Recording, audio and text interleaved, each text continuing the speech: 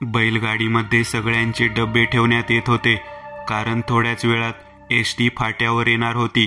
ST आतमध्ये येत नाही म्हटल्यावरती कोंडीबा आमच्याकडे पाहत म्हणाला, चला चला लवकर, बैलगाडीमध्ये तुमचे डबे ठेवून झाले असतील तर फाट्याच्या दिशेने चला, आज डबे जास्त आहेत. गावाकडच्या लोकांनी कोंडीबाची बैलगाडी एक असं साधन होतं की तो कोणत्याही व्यक्तीकडून पैसे न घेता स्वतःच्या शेतात फाट्यावर जात असताना सगळ्यांचे डबे त्या ठिकाणी पोहोचवत होता आणि एसटी मध्ये जमा करत होता. या सगळ्या गोष्टीमुळे कोंडीबा सर्वांना प्रिय व्यक्ती झालेला होता. केवळ 22-23 वर्षाचा असणारा तो मुलगा आमच्या गावामध्ये सर्वांना आपलंसं करून जीवन जगणारा एक चांगला मुलगा म्हणून प्रसिद्ध होता. अचानक 4-5 दिवसाकरिता मला मुंबईला जायचं होतं, म्हणून मी कोंडीबाला म्हणालो, आमच्या घरून डबा घेऊन जा, सतीशला डबा वेळेवर मिळायला हवा. तेव्हा कोंडीबा म्हणाला, तुझा भाऊ काय आणि माझा भाऊ काय वेगळा आहे का? तू काळजी करू नकोस अमोल, मी सगळं काही व्यवस्थित पार पाडेल. मी त्याच्यावरती विश्वास ठेवून तिथून निघून गेलो. मुंबईमधील सर्व काम आटोपून परत येत असताना मला रेल्वेत असतानाच फोन आला. माझा भाऊ सतीश गावाकडे आलेला होता. तो फोनवर बोलत होता. मला म्हणाला, दादा कोंडीबा गेला की रे? मी हादरलो. काय झालं? तेव्हा त्याने सांगितलं, फाट्याकडे येत असताना जे तळ होतं तिथे चिंचेच्या झाडाच्या जवळ कोंडीबाची बैलगाडी तळ्याच्या पाण्यात गेलेली दिसली आणि कोंडीबा तिथेच मृतावस्थेत सापडलेला आहे. सगळेजण गावातले लोक रडत होते. मी जसा पोहोचलो तसा लगेच त्या ठिकाणी गेलो. साधारण गावापासून 4 किलोमीटर अंतरावरती ते ठिकाण होतं आणि पुढे 1 किलोमीटर अंतरावरती एसटी येणारा फाटा होता. केवळ 1 किलोमीटर अंतराच्या अलीकडेच कोंडीबावरती असं काय संकट कोसळलं म्हणून त्याच्या बाबतीत असं घडलं हे आम्ही विचार करू लागलो. गावातील प्रत्येक व्यक्ती विचार करत होता. कोंडीबासारखा तरुण जवान माणूस पाण्यामध्ये पोहण्यात तरबेज असणारा हा कसा काय तळ्याच्या कडेला मृतावस्थेत सापडू शकतो? कोंडीबाच्याकडे पाहत मी नीट निरीक्षण करून सगळ्यांकडे पाहून बोलू लागलो. कोंडीबाचा जीव पाण्यात बुडून गेलेला नाही, त्याच्या डोक्याच्या मागे जखम झालेली दिसत आहे. कोणीतरी त्याला जोरात फटका मारलेला आहे. तेव्हा कोंडीबाचा भाऊ विशाल आमच्याकडे पाहत म्हणाला, कोण कशाला मारेल माझ्या भावाला? सगळ्यांचं भलं करण्यासाठी स्वतःचं काम असताना सुद्धा तो रोज अर्धा-1 तास उशिरा सगळ्यांचे डबे होईपर्यंत वाट पाहत बसायचा आणि परत रात्रीच्या गाडीने डबे पाठवून दिल्यानंतर उशीर झाला तरी तो तिथेच थांबायचा. 8-8:30 वाजता बस यायची, त्यातील मोकळे डबे गोळा करून परत सगळ्यांना जमा करायचा. मी म्हणालो, ही घटना कधी घडली आहे? 8:30 वाजता बस परत आल्यानंतर फाट्याहून परत येताना ती घटना घडली आहे, असं सतीशनं सांगितलं. मी सतीशकडे पाहत म्हणालो, तू कसं काय इकडे आलास? तेव्हा तो म्हणाला, सगळ्यात अगोदर राजाने मला फोन केला आणि घडलेली घटना सांगितली. मी लगेचच 2 व्हीलर गाडी काढली आणि इकडे आलो. 1-1.5 तासाच्या अंतरानंतर मी इथे पोहोचलो. त्यावेळेला मला कोंडीबा दिसला. बैलगाडीतील बैल तळ्यामध्ये मृतावस्थेत दिसली. बैलगाडी पाण्यावर तरंगत होती आणि कोंडीबा तळ्याच्या काठावरती असलेल्या जलपर्णीत पडलेला दिसला. विशाल आमच्याकडे पाहत म्हणाला, कोणीतरी जाणून बुजून माझ्या भावाला मारलेला आहे. आम्ही त्या ठिकाणाहून त्याचे प्रेत पोलीस आल्यानंतर हलवायचं असं ठरवून तिथेच थांबून राहिलो. पहाटेचे 3 वाजले होते. पोलिसांची गाडी तिथे आली. गाडी आल्यानंतर मी अगदी व्यवस्थित पद्धतीने आजूबाजूला पोलीस कशाचा शोध घेत आहेत का ते पाहायला गेलो. तेव्हा चिंचेच्या झाडाच्या मागे एक पत्रावळ होती आणि त्या पत्रावळीवरती भात ठेवलेला होता आणि वरती एक हळदीची पुडी फोडून टाकलेली होती. ते पाहिल्यानंतर पोलीस म्हणाले, या ठिकाणी कोणता देव वगैरे आहे का? आम्ही म्हणालो, अजिबात नाही. मग इथं अशा पद्धतीने पत्रावळ आणि त्यावरती हळद ठेवून कडेला 5 दगड रचून येथे काही केलं आहे ते काय समजायचं? त्याच वेळेला कोंडीबाचा आजोबा बलभीम तिथे आला. तो सगळ्यांकडे पाहत म्हणाला, कोणीतरी घास ठेवला आहे. इथे कशाला कोण घास ठेवेल? बरे, काहीच कळायला मार्ग नाही. म्हातारा रडत होता, परंतु त्याने जे काही सांगितलं होतं त्यामुळे गावातील लोक चांगली चिडलेली होती. कोणीतरी त्या चिंचेच्या झाडाखाली घास ठेवला आणि कोंडीबाचा जीव घेतला असे लोक म्हणू लागले होते. मी त्या वेळेला सर्व लोकांना शांत करत होतो. तरुण असलेल्या त्या मुलाचा मृतदेह पोलिसांनी पोस्टमॉर्टमसाठी ताब्यात घेतला. 2-3 तासानंतर दिवस उजाडल्यानंतर पोस्टमॉर्टम करायचं ठरलं. पोस्टमॉर्टम झाल्यानंतर रिपोर्ट आला. पोलीस आणि डॉक्टर दोघेही हादरून गेलेले होते. विशाल, मी आणि त्याचे आजोबा त्या डॉक्टरांजवळ गेलो. डॉक्टर म्हणाले, विषारी पदार्थ खाल्ल्यामुळे याचा मृत्यू झालेला आहे. याच्या डोक्यावरती मार मृत्यू झाल्यानंतर लागलेला आहे. कोणीतरी याला विषारी पदार्थ खाऊ घालून नंतर डोक्यावर फटका मारून त्या ठिकाणी फेकलेला आहे. मी म्हणालो, मग बैलगाडी कशी काय पाण्यामध्ये जाऊ शकते? त्यावेळेला मात्र डॉक्टर आणि पोलीस दोघेही जण आश्चर्यचकित झाले, कारण बैल शक्यतो पाण्यामध्ये जाऊ शकत नाही, त्यांना रस्ता समजतो. तेव्हा कोंडीबाचा आजोबा आमच्या सर्वांकडे पाहत म्हणाला, रात्रीच्या वेळी बैलांना सुद्धा रस्ता सापडला नसेल, कदाचित त्यामुळेच तसं झालं असेल. पण माझ्या लेकराला कोण कशाला काही खाऊ घालेल, कशासाठी खाऊ घालेल, काहीच कळायला मार्ग नाही. कोंडीबाचा झालेला मृत्यू पाहून माझा भाऊ सतीश सुद्धा चांगलाच हादरून गेला होता. पोस्टमॉर्टम झाल्यानंतर ते प्रेत ताब्यात घेतलं आणि आम्ही स्मशानभूमीकडे गेलो. ज्या ठिकाणी कोंडीबाला दहन करायचं होतं त्या ठिकाणी लाकडं रचण्याच्या निमित्ताने सर्व पूर्व एकत्रित झालो. त्याच वेळेला स्मशानाच्या त्या चौकोनामध्ये बरोबर पुन्हा एकदा पत्रावळीवरती भाताचा घास होता आणि त्यावरती हळद टाकलेली दिसली. आता मात्र गावातील सर्व लोक चिडलेले होते. जे काही पदार्थ त्या पत्रावळीवरती या अगोदर पाहिले होते तेच पदार्थ परत दिसत होते. सतीश माझ्याकडे पाहत म्हणाला, कोणीतरी जाणून बुजून कोंडीबाचा काटा काढला आहे.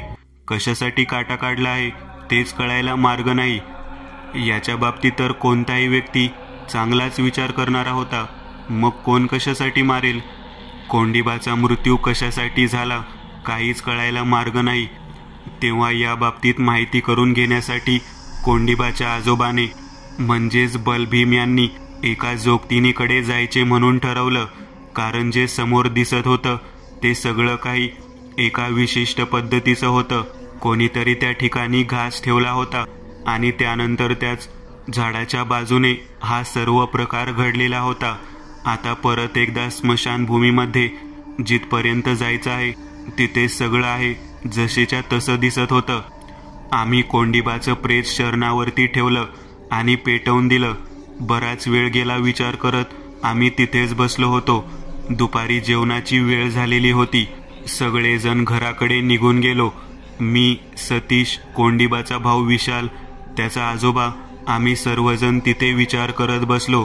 त्याचा आजोबा माझ्याकडे पाहत म्हणाला, ज्याने कोणी हे केलेलं आहे त्याला तर मी शोधणारच, पण कशासाठी केलं आहे आणि का केलं आहे हे जाणून घेतल्याशिवाय मी गप्प बसणार नाही. मी त्यावेळेला आजोबाकडे पाहत म्हणालो, तुम्हाला काय वाटते कोणी केलं असेल? हे गड्याचं काम नाही, कोणत्या तरी बाईने हे काम केलेलं आहे. मी नक्कीच ओळखतो. ज्या वेळेला पहिल्यांदा चिंचेच्या झाडाखाली पत्रावळीवरती घास ठेवला होता तेव्हा 2 बांगड्या फुटलेल्या मला दिसल्या होत्या आणि आता सुद्धा स्मशानामध्ये जेव्हा तसेच पत्रावळ ठेवलेलं आहे तेव्हा सुद्धा पलीकडे 2 काचेच्या बांगड्या फुटलेल्या दिसल्या. जेव्हा हे सगळं काही सांगितलं तेव्हा आमच्या डोक्यात प्रकाश पडू लागला. वयामध्ये आलेला मुलगा होता. कोणत्या तरी बाईने स्वतःच्या सौंदर्याकडे आकर्षित करून घेतला असेल आणि कोणीतरी या दोघांना पकडला असणार आणि जीव घेतला असणार. हे सगळं काही मनामध्ये विचार सुरू होते. तेवढ्यात विशाल आणि त्याचे आजोबा मला म्हणाले, आपल्याला जोगतिनीकडे जायला हवं. आम्ही जोगतिनीकडे जाण्यासाठी निघालो. कोंडीबाचा मृत्यू ही गोष्ट गावातल्या लोकांना फार त्रासदायक ठरणार होती. जोगतिनीकडे जाऊन पोहोचल्यावरती तिने आम्हाला बाहेरच थांबायला सांगितलं. माती करून आलेल्या माणसाला माझ्या दारामध्ये आंघोळ करून आल्याशिवाय प्रवेश नाही असं ती म्हणाली. आम्ही पुन्हा नदीवरती गेलो. स्नान वगैरे करून परत आलो. त्यावेळेला बलभीम आजोबाकडे पाहत म्हणाला, नातवाचा मृत्यू झालेला आहे म्हणून इथपर्यंत आला आहेस. घास खाऊ घातला त्याला आणि जीव घेतला बघ त्याचा. आम्ही त्या बाईकडे पाहत आश्चर्यकारक नजरेने म्हणालो, तुम्हाला कसं काय कळलं? तेव्हा ती माझ्याकडे पाहत म्हणाली, दादा तू लहान आहेस, या सगळ्या खेळांमध्ये तुला माहीत आहे का काय झालं होतं तुझ्या मित्राबरोबर? मी नकारार्थी मान हलवत म्हणालो, नाही माहिती. अरे त्याला हळदीचा भात खाऊ घातला. मी म्हणालो, फोडणीच्या भातामध्ये मसाल्याच्या भातामध्ये हळद घालतातच की. तेव्हा जोगतीन म्हणाली, तो तसा भात नव्हता लेकरा, तो घास म्हणून पत्रावळीवरती ठेवलेला भात होता, कोणासाठी तरी. ज्याने घेईल त्याचा जीव जातो, आणि बरोबर त्याचा जीव गेला. आजोबांकडे पाहत म्हणालो, कोणत्या पोरीबरोबर याचं लफडं वगैरे होतं का काय? तेव्हा आजोबा म्हणाले, मला म्हाताऱ्याला कसं माहिती असणार, त्याचे मित्र सांगू शकतात. त्याच वेळेला गावामधील त्याच्या अगदी जवळच्या 2-3 मित्रांना बोलावून घेण्यात आलं. शरद व कमल या दोघांना बोलावून घेतल्यानंतर शरदने सांगितलं, डबा देण्याच्या निमित्ताने तो शेतात जात होता. तो देऊन झाल्यानंतर शेतात काम करायचा आणि संध्याकाळी येताना फाट्यावरच्या पारूबाईच्या पानटपरीवर थांबायचा. तिथे एक मुलगी होती जी त्याला भेटत होती. पानटपरीवाली पारूबाई म्हटल्यानंतर जोगतिनीने डोक्यावरती आपले 3 बोट घट्ट दाबून धरले आणि विचार करून आमच्याकडे पाहत म्हणाली, हे पोरग खरं बोलत आहे. बलभीमा, तुझा नातू पोरीच्या जाळ्यामध्येच अडकून मेला बरं का. त्याला कोणीतरी खाऊ घालून मारला आहे आणि नंतर राग सहन होईना म्हणून डोक्यात फटके मारले आहेत. एवढेच नव्हे तर पाठीवरती सुद्धा त्याला बेदम मार दिलेला आहे. आपला राग तुझ्या लेकराच्या शरीरावरती काढत असताना मृत्यूनंतर सुद्धा त्याला फटके देण्यात आलेले आहेत. आता तो व्यक्ती कोण आहे ते शोधण्याच्या दृष्टिकोनातून काही ना काहीतरी प्रयत्न करायला हवा. तेव्हा आजोबा म्हणाले, हे बघ बाई, तुझ्या विश्वासावर इथपर्यंत आलो आहे. ज्या कोणत्या बाईमुळे हे सगळं घडलं आहे, ती बाई कोण आहे, ती मुलगी कोण आहे, त्यांनी अशा पद्धतीने का मारलं माझ्या लेकराला, ते सगळं काही कळायला हवं. तेव्हा जोगतीन म्हणाली, 4 पोरं लागतील. जर असतील तर एक काम करते, मी तुझ्या पोराला ज्या पद्धतीचा घास खाऊ घालून मारला आहे त्याच पद्धतीचा घास त्या चिंचेच्या झाडाखाली मी ठेवते. 4 पोरं असले म्हणजे एक काम पूर्ण होईल. तेव्हा मी म्हणालो, मला काय काम आहे, 4 पोरं मी गोळा करतो. तेव्हा ते म्हणाले, इथे 3 जण तर तुम्ही आहात, कमल, हा शरद, तू आणि सतीश. एवढे जण जरी असले तरी बास होतात. काम काय आहे हे मी परत विचारू लागलो. तेव्हा ते म्हणाले, मध्यरात्री थांबायचं आहे चिंचेच्या झाडाजवळ. पत्रावळीमध्ये हळदीचा घास ठेवून देते. मी त्या पोराच्या नावाचा तो घास ठेवलेला जसाच्या तसा तो मुलगा येऊन खाताना दिसेल. मग सांगेल तो काय घडलं होतं ते.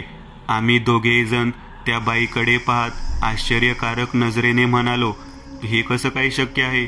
तेव्हा ती बाई म्हणाली, घास खाण्यासाठी तो येणार म्हणजे येणारच. तोच सांगेल काय घडलं होतं ते.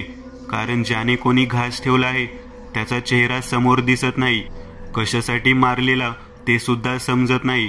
पण तर्णबाण पोरग फुकट जीवानीशी गेलं. सगळं काही ऐकून झाल्यानंतर सतीश आणि मी जोगतिनीकडे पाहत म्हणालो, आम्ही त्या ठिकाणी राहिल्यामुळे किंवा थांबल्यामुळे आमच्या जीवाला काही धोका होणार नाही ना? तेव्हा जोगतीन म्हणाली, तुम्हाला काय वाटतं, तुम्हाला धोका होईल? असं काही करेल मी? अजिबात नाही. ज्या कोणत्या बाईने, ज्या कोणत्या व्यक्तीने त्याला घास खाऊ घातला आहे त्याची तिरडी बांधायची वेळ आणीन मी. तुम्हाला पाहायचं असेल तर तुम्ही पाहू शकता. आम्ही रात्रीच्या वेळी त्या ठिकाणी थांबायसाठी तयार झालो. विशाल आमच्याकडे पाहत म्हणाला, माझ्या भावासाठी तुम्ही 2 जण तयार झालात आणि हे 2 मुलं सुद्धा तयार झाले. तुम्ही खरे मित्र आहात माझ्या भावाचे. माझ्या भावाच्या बाबतीत जे काही घडलं ते सगळंच्या सगळं समोर व्हायला हवं. ज्याने कोणी हा खेळ केला असेल त्याचा चांगलाच बंदोबस्त करायला हवा. आम्ही म्हणालो, विशाल, तू म्हणतोस ते सगळं खरं आहे, पण प्रत्यक्ष मेलेला माणूस जेव्हा समोर दिसेल तेव्हा आमच्या मनाची आणि जीवाची काय स्थिती असेल याचा विचार आता करवत नाही. तेव्हा जोगतीन म्हणाली, तेवढे धाडस तर तुम्हाला करावंच लागेल पोरांनो. तो तुम्हाला काही करणार नाही, पण मी जे जे प्रश्न विचारेल ते सगळेच्या सगळे उत्तर देईल बरं का. शेवटी कोंडिबाच्या मृत्यूचे रहस्य शोधण्याच्या दृष्टिकोनातून आम्ही तयार झालेलो होतो. संध्याकाळ होऊन गेली होती. त्याच्या नावाचा दिवा आजोबांनी घरामध्ये लावलेला होता.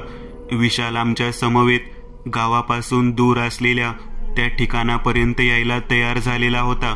आम्ही सर्वजण हळूहळू त्या चिंचेच्या झाडाजवळ जाऊन पोहोचलो. मध्ये फक्त रस्ता आणि पलीकडे मोठ्याच्या मोठं तळं. हा सर्व भाग पाहिल्यानंतर रात्रीच्या वेळी भीती वाटत होती. सतीश मला म्हणाला, दादा आपण आलो आहोत. इथे पण मला असं वाटतं की ज्या कोणत्या बाईने हे काही घडवून आणलं असेल ती बाई आपल्याला सोडेल का? आपण नको त्या फंद्यामध्ये पडायला नको. मला वाटतं आपण येथून निघून जायला हवं. तेव्हा मी सतीशकडे पाहत म्हणालो, अरे सतीश, ज्या मुलाचा जीव गेला तो आपल्या किती जवळचा होता विचार करतोस का? रोजच घरचं अन्न तुझ्यापर्यंत आणून देणारा व्यक्ती होता तो. आता माघार नाही. आम्ही त्या ठिकाणी जाऊन पोहोचण्याच्या अगोदर झाडाला उलट्या लटकलेल्या अवस्थेत काहीतरी बांधलेलं आहे हे दिसू लागलं. तेव्हा जोगतीन आमच्याकडे पाहत म्हणाली, आपण काय करणार आहोत ते अगोदरच समजलेले दिसते. त्या बाईला तिने उलटी भावली लटकवलेली आहे बघावरती. ते पाहिल्यानंतर आम्ही लांबूनच तिथे न जायचा निर्णय घेतला. तेव्हा ती जोगतीन म्हणाली, काही हरकत नाही. तिने बाहुली लटकून ते झाड जरी केलं असलं तरी मला वाटतं की अजून एक दुसरे ठिकाण आहे. ज्या ठिकाणी तिने घास ठेवला होता ते ठिकाण म्हणजे त्या पोराचा जिथे देह जाळण्यात आला ते स्मशानातील ठिकाण. आपण त्या ठिकाणी जाऊ. त्या ठिकाणी तर ती काहीच करू शकत नाही. आम्ही मग त्या स्मशानाच्या दिशेने जाण्यासाठी निघालो. आम्ही जसजसे स्मशानाच्या दिशेने जाऊ लागलो तसतसं कोणीतरी पाठलाग करत आहे असं जाणवू लागलं. मी मागे बघायचं नाही असं ठरवलं होतं. जोगतीन म्हणाली, पाठीमागे कर्णपिशाचिनी येऊ लागली आहे. घाबरू नका. ती फक्त आपण काय करते आहे याचा ठाव ठिकाणा घेण्यासाठी आली आहे आणि ती सगळं काही तिच्या मालकिनीला जाऊन सांगणार आहे. ज्या बाईने हे घर घडवलं त्या बाईला हे सांगण्याचा प्रयत्न करणार आहे. आपल्याला फक्त जाणून घ्यायचं आहे की त्या लेकराचा जीव कशासाठी घेतला आणि का घेतला. स्मशानभूमीपर्यंत जात असताना पाठीमागे कोणीतरी येत आहे ही भीती मनामध्ये तशीच होती. आम्ही त्या ठिकाणी ती पत्रावळ हातात तशीच घेऊन या स्मशानभूमीमध्ये जाऊन पोहोचलो तर समोर एक गाठोडं ठेवलेलं दिसलं. ते गाठोडं पाहिल्यानंतर ती म्हणाली, या ठिकाणी सुद्धा आपण बसू नये आणि घास ठेवू नये म्हणून प्रयत्न केलेला दिसत आहे. आता कोणतंच ठिकाण राहिलेलं नाही. आता कुठे जायचं नेमकं ते कळायला मार्ग नाही. तेव्हा मी म्हणालो, आपल्याला ज्या ठिकाणी दिवा लावलेला आहे त्या ठिकाणी जाता येईल का? तेव्हा जोगतीन माझ्याकडे पाहत, शाबास माझ्या लेकरा, तू बरोबर सांगितलंस. ज्या ठिकाणी माणूस मेल्यानंतर दिवा लावला जातो त्या ठिकाणीच आता घास ठेवावा लागेल. तेव्हा बलभीम आजोबा आणि विशाल दोघेही जण म्हणाले, मग आमच्या घरी जावं लागेल. मग आम्ही त्यांच्या घराकडे जाण्यासाठी निघालो. घरी जाऊन पोहोचलो. आतमधल्या ठिकाणी जिथे पाटील झाकून ठेवलेला दिवा होता त्या दिव्याजवळ जाऊन तिथेच घास ठेवला. आता कोणती घटना घडेल याची वाट पाहत आम्ही बसलेलो होतो. त्याच वेळेला खिडकीच्या बाहेरच्या बाजूवरती जिथे झाड होतं त्या झाडावरती कोणीतरी येऊन बसलं आहे हे जाणवू लागलं. ते चिंचेचं झाड होतं. चिंचेच्या झाडाकडे पाहत मी म्हणालो, बाहेर कोणीतरी झाडावर आलेलं दिसत आहे. तेव्हा जोगतीन म्हणाली, चला या खोलीतून बाहेर व्हा. आपल्याला तो घास खाण्यासाठी त्या लेकराला इथे येऊ द्यावं लागेल. जर आपण इथे थांबलो तर तो येणार नाही. तुम्ही चौघेही जण बाहेरच्या बाजूला. मी हळदीच्या पाण्यामध्ये बुडवून ठेवलेला दोरखंड देते, तो धरून उभे राहा. मी त्यावेळेला म्हणालो, ते कशासाठी? तेव्हा ते म्हणाले, 4 जणांची गरज त्याच कामासाठी लागणार आहे. तुम्ही चौघेजण घराच्या कडेने तो दोरखंड हातात धरून जर उभारला तर आतमध्ये आलेला त्या मुलाचा प्रेतात्मा कोणीही बाहेर खेचून घेऊन जाऊ शकणार नाही. तो सगळं काही सांगेल तुम्हाला. सर्वांना तो दोरखंड हातात धरून तिथेच ठेवायचा आहे. तो एकदा आत आला की बस आपलं काम झालं. घास असा आहे की तो येणार म्हणजे येणारच. आमच्या डोक्यामध्ये विचारचक्र सुरू झालं. आपण चौघेजण उभारणार आहोत खरं, पण झाडाच्या दिशेने वर पाहायचं धाडस आमच्या कोणामध्ये नव्हतं. तेवढ्या जोगतिनीने तो घास त्या ठिकाणी ठेवला. हातामध्ये मंत्र उच्चारण करत ती झाडाकडे पाहत त्या दिशेने मोठ्याने म्हणाली, लेकरा ये, हा घास तुझ्यासाठी ठेवला आहे.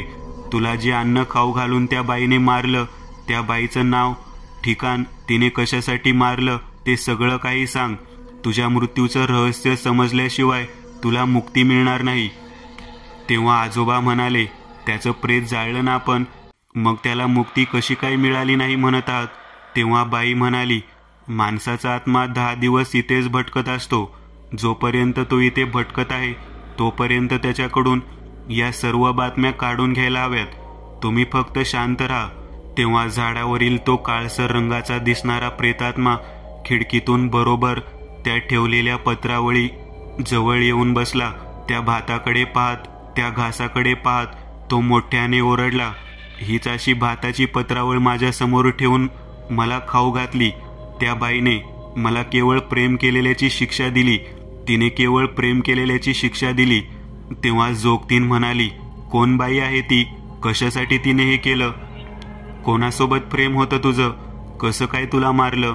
तेव्हा तो बोलू लागला. तो म्हणाला, मी पानटपरीवाल्या पारूबाईच्या मुलीवरती प्रेम करत होतो. त्या इच्छेने आता तरी का होईना मी रोज डबा देण्यासाठी म्हणून त्या पानटपरीजवळ थांबायचो. तेथे एसटी आल्यानंतर डबे सर्व पोहोच करायचं. पानटपरीवरती उभा राहून पान खायचं. पारूबाई त्यावेळेला संध्याकाळी घराकडे गेलेली असायची.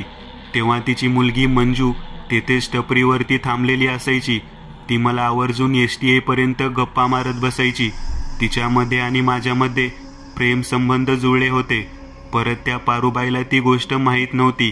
परवा दिवशी कोणीतरी गावातल्या व्यक्तीनेच आमच्या दोघांच्या बद्दल तिला सांगितलं. मला माहीत नव्हतं पारूबाई एवढी महाभयानक बाई असेल. तिने मला पत्रावळीमधला घास खाऊ घालण्यासाठी पोरीतर्फे जेवणाचा डबा दिला, पत्रावळ दिली आणि ठिकाण सुद्धा सांगितलं. चिंचेच्या झाडाखाली बसून त्याला घास खाऊ घाल. पोरगी आपल्या आईकडे पाहत म्हणाली, कशासाठी याला घास खाऊ घालायचा? मी याच्यावर प्रेम करत आहे. तेव्हा ती बाई म्हणाली, याने तुझ्यावर प्रेम करावं आणि तुझ्याशी लग्न करावं या गोष्टीसाठीच त्याला जीव घालायचा आहे. पण ते ठिकाण चिंचेच्या झाडाखालचं असायला हवं असं सांगितलेलं आहे. त्या अगोदर तिने 2 विड्याची पाने दिली. ती दोन्ही विड्याची पाने त्याच्या बैलांना खाऊ घाल, म्हणजे बरोबर बैल सुद्धा त्या ठिकाणी घेऊन जातील असं सांगितलं. तेव्हा पोरगी म्हणाली, कुठलं चिंचेचं झाड? कशाबद्दल बोलत आहेस तू? तेव्हा पारूबाई म्हणाली, तुझ्या बापाने जिथे फास घेतला होता ना, ते चिंचेचं झाड. त्याच ठिकाणी नेऊन याला जीव घालायचा आहे. बापाचा होकार मिळाल्यानंतर सगळं काही सुरळीत होईल बघ. तेव्हा पोरगी तयार झाली. त्या पोरीच्या मनामध्ये माझ्याबरोबर लग्न करायची इच्छा होती, म्हणून तिने हे सर्व काही करायचं ठरवलं. मी ज्या दिवशी तिथे पोहोचलो त्या दिवशी तिने माझ्याशी अगदी गोड गोड गप्पा मारल्या. मला तिने अगोदर खीर खाऊ घातली. खीर खाल्ल्यानंतर मी तिला म्हणालो, तू आज एवढं गोड का बोलत आहेस? तेव्हा तिने सांगितलं, माझ्या आईला आपल्या दोघांची प्रेम कहाणी माहीत झाली आहे. तिने डब्बा दिला आहे आणि एक जेवणाचे ठिकाण सांगितलं आहे. तिथे आपल्याला जायचं आहे. त्या ठिकाणी गेल्यानंतर जेवण केल्यावरती माझ्या वडिलांच्या आत्म्याला शांती लाभेल. त्यामुळे तू तिथे चल. तेव्हा डब्यामध्ये असलेला भात घेऊन ती मुलगी माझ्यासोबत बैलगाडीमध्ये बसण्याच्या अगोदर 2 विड्याची पाने बैलांना खाऊ घालून मग बसली आणि मग आम्ही त्या चिंचेच्या झाडापर्यंत येऊन थांबलो. तिथे थांबल्यानंतर मी जेव्हा पत्रावळी टाकल्यानंतर तिथे बसलो आणि अन्न खाऊ लागलो, बरोबर त्यावेळेला बैल अचानक तळ्याच्या दिशेने निघाली. बैलगाडी सकट बैल तळ्यामध्ये गेली. तेव्हा मंजू मोठ्याने ओरडली, असं कसं काय झालं? तेव्हा मी त्या पत्रावळीचा घास खाल्लेला होता. त्या पत्रावळीवरती भात आणि त्यावरती हळदीचे वरण टाकण्यात आलं होतं. पण जेव्हा मी घास खाल्ला तेव्हा पूर्णतः हळद आणि केवळ हळदच लागत होती.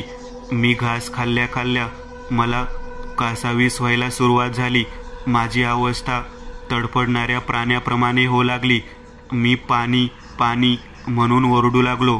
त्याच वेळेला मागून एका बैलगाडीमध्ये ती बाई आली आणि तिने माझ्या डोक्याच्या मागच्या बाजूला जोरात फटका मारला. मी त्यावेळेला बेशुद्ध पडलो आणि त्यातच माझा जीव गेला. तुझा जीव कशासाठी घेतला?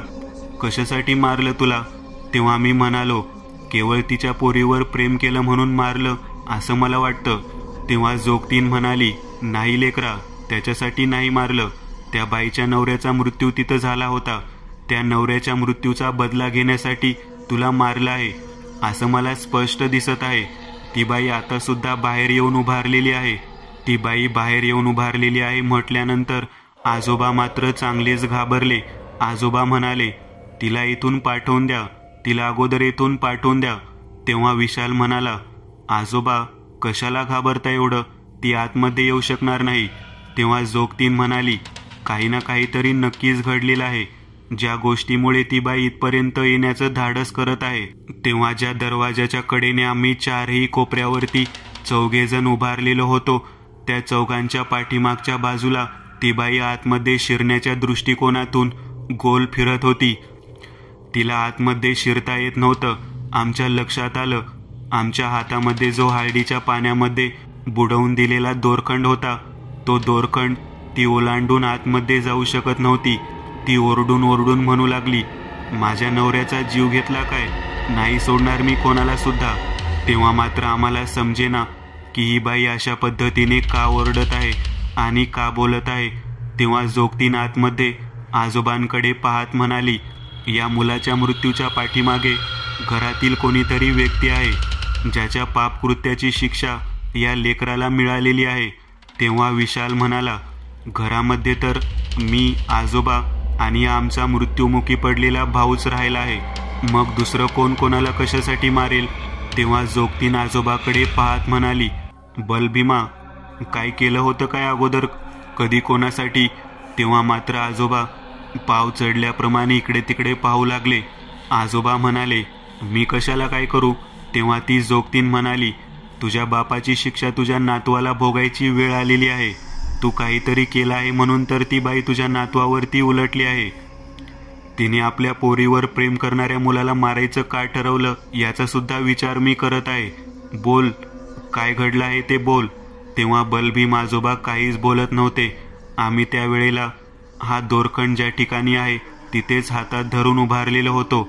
तेव्हा ती जोगतीन म्हणाली, मी त्या 4ही पोरांना दूध तो दोरखंड तोडायला सांगू का, म्हणजे ती बाई आत येऊन तुझ्या मानगुटीवर बसेल. जे खरं घडलं आहे ते सांग, नाहीतर तुझा सुद्धा जीव जाईल आणि तुझ्या दुसऱ्या नातवाचा म्हणजे या विशालचा सुद्धा जीव जाईल. तेव्हा आजोबा बोलू लागले. आजोबा म्हणाले, मला माहीत नाही ती त्याची बायको आहे म्हणून. तो दारूच्या गुत्त्यावर काम करणारा माणूस नेहमीप्रमाणे आमच्या बैठकीत येत होता. मला वाटतं पारूबाई त्याचीच बायको आहे. आम्ही सर्वजण मिळून एकत्रित वेगवेगळ्या ठिकाणी जेवणाचा बेत आखत होतो. मेंढपाळाचा व्यवसाय करणारा तो आमचा चांगला मित्र होता. कधी वाटा पाडायचा, बकरा कापल्यानंतर मटणाचा बेत व्हायचा, जेवणावळी सुरू असायच्या. दारूचा गुत्ता असल्यामुळे, दारू विकत असल्यामुळे आम्हाला त्याच्याकडून दारू सुद्धा प्यायला मिळत होती. पण मला माहीत नव्हतं की पारूबाई त्याची बायको असेल म्हणून. तेव्हा जोगतीन म्हणाली, याचा अर्थ तुम्हीच त्याचा काटा काढला आहे ना. तेव्हा आजोबा म्हणाले, छे छे, नाही नाही, काटा वगैरे नाही काढला. रावसाहेबांच्या सांगण्यावरून फक्त मी पत्रावळ आणि एक डबा तेवढा त्याला दिला होता आणि त्याला चिंचेच्या झाडाखाली जेवण कर म्हणून सांगितलं होतं. याच्या व्यतिरिक्त काही केलेलं नाही. तेव्हा जोगतीन म्हणाली, रावसाहेबांचा आणि त्याचा काय विषय होता तुला माहिती आहे का. तेव्हा बलभीम आजोबा म्हणाले, रावसाहेबांचं आणि त्या बाईचं लपडं होतं. त्या दोघांच्या लपड्याचा आड तो तिचा नवरा येत आहे हे आम्हाला लक्षात आलं होतं. तो रगेल आणि माजुरडा होता. पैशाची धमक जास्त असल्यामुळे तो मस्तीवान पद्धतीने वागत होता. रावसाहेबांनी त्यामुळेच तर त्याला जेवणाचा डबा आणि पत्रावळ पाठवली होती. मला वाटलं जेवणाच्या आशेने तो आमच्या सोबत आलेला आहे, पण आम्हाला माहीत नव्हतं की रावसाहेबांनी त्याला विचित्र पद्धतीचा घास ठेवून तो घास खाऊ घालून मारलेलं होतं. आता हे सगळं काही जेव्हा लक्षात आलं, माझ्या नातवाचा जीव गेला, तेव्हा हळूहळू ध्यानात येऊ लागलं. पण मी या सगळ्या मागं मुळीच नाही. वाटल्यास त्या बाईला माझ्या समोर घेऊन या, मी तिच्या समोर हात जोडून सगळं सांगतो. तेव्हा खिडकीतून पाहणारी ती बाई मोठ्याने चिरकून ओरडून म्हणाली, रावसाहेबांचा तर मुर्दा मी मगाशीच पाडून आलेलो आहे. आता फक्त तू राहिला आहेस. तू तुझ्या पोरांना सुद्धा माझ्या लेकीच्या आबरूवरती हात घातला.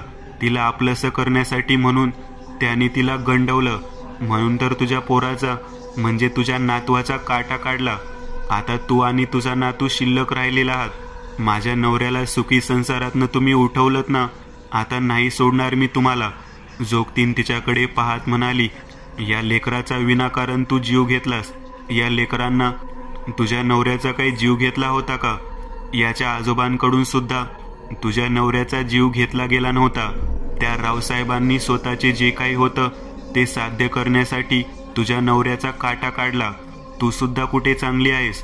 स्वतःच्या नवऱ्याच्या व्यतिरिक्त दुसऱ्या पुरुषांबरोबर लफडं ठेवतेस.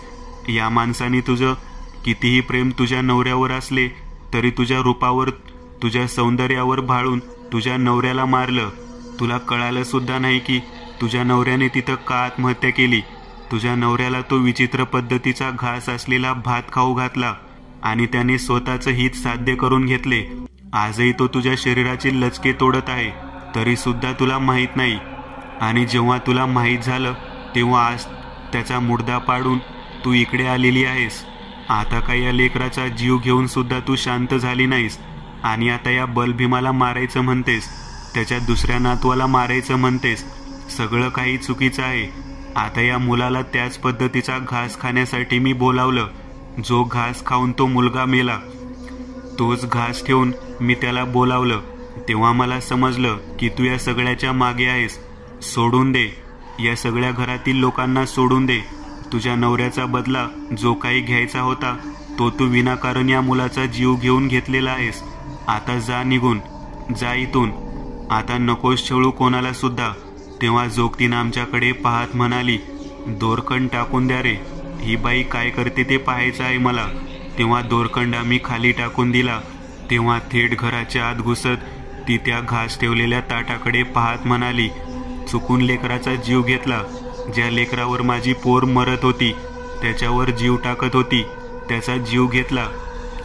या हिरड्या म्हाताऱ्यामुळे या नातवाचा जीव गेला. माफ कर, मला माफ कर, असं म्हणत तेथून पारूबाई रडत रडत निघून गेली. एका घासापायी जे काही घडलं होतं ते प्रत्यक्ष पाहिलं होतं. मी पारूबाईकडे पाहत म्हणालो, पण बाई, स्वतःच्या संसाराचे सुद्धा वाटोळं केलं आणि स्वतःच्या पोरीच्या संसाराचं सुद्धा वाटोळं केलं की हो.